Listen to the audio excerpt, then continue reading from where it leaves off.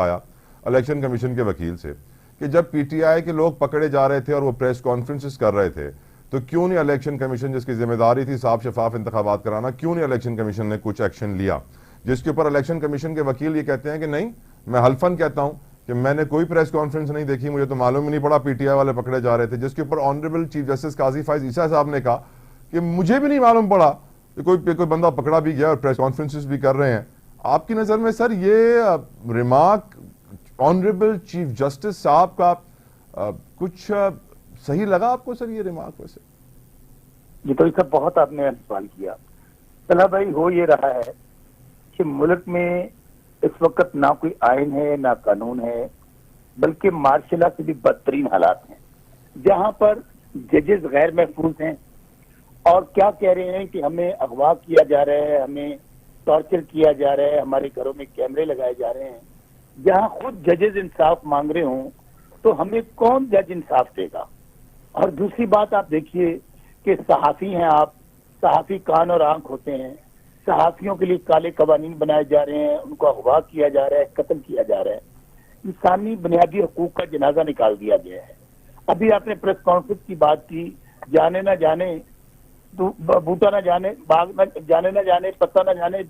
सारा बाग तो जाने है। पूरे पाकिस्तान का, पूरी दुनिया को पता है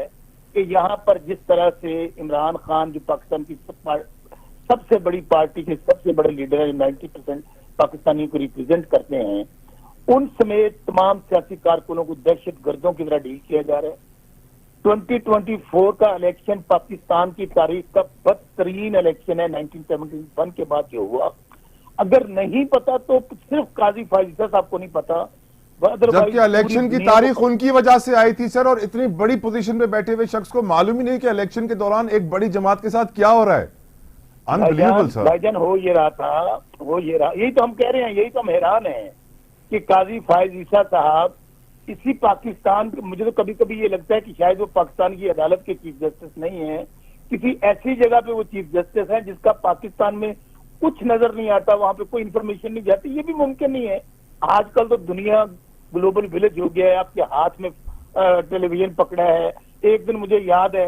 कि जब नादिर चट्ठा साहब, लियाकत चट्ठा साहब जो कमिश्नर रावलपिंडी थे, जिन्होंने बयान दिया, उससे अगले 2 घंटे बाद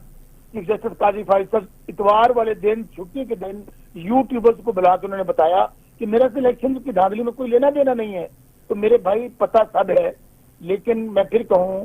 कि हजरत अली का कौल है कि जुल्म जबर की हुकूमत, नाइंसाफी की हुकूमत नहीं चल सकती, कुफर की हुकूमत तो चल सकती है।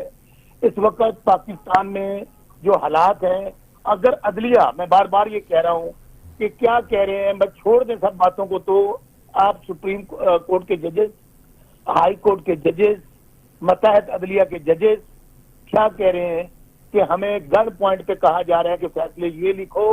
ये तब्दील करो। हमें आप जस्टिस बाबर स्टार की फैमिली के डाटे लीक हो रहे हैं, मोहसिन कियानी साहब जो है, किसका नाम लूं? तो मेरे भाई बात ये है, तो चीफ जस्टिस साहब जिम्मेदार है तमाम इस सारे मामले के। जब उन्होंने हमारा बल्ला छीन लिया 11th आवर पे, तो अब पूछते हैं कि आपको रिजर्व सीटें क्यों नहीं मिल रही? ये तो बिल्कुल इसी तरह है कि आप मेरे से आंखें छीन लें, कहें कि यार शौकत बसरा तुम तो अंधे हो गए, तुम्हें नजर ही कुछ नहीं आ रहा। तो चीफ जस्टिस काजी फाइज साहब से ये कहूंगा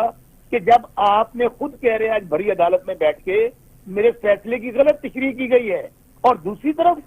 जब इलेक्शन कमीशन के मामला वो उनको जो इरेगुलेटरी की हैं, जब कोई बेंच में, मैं खुद एक वकील हूँ, जज सब सवाल करते हैं और चीफ जस्टिस साहब उसको रेस्क्यू करने आ जाते हैं, तो मेरे भाई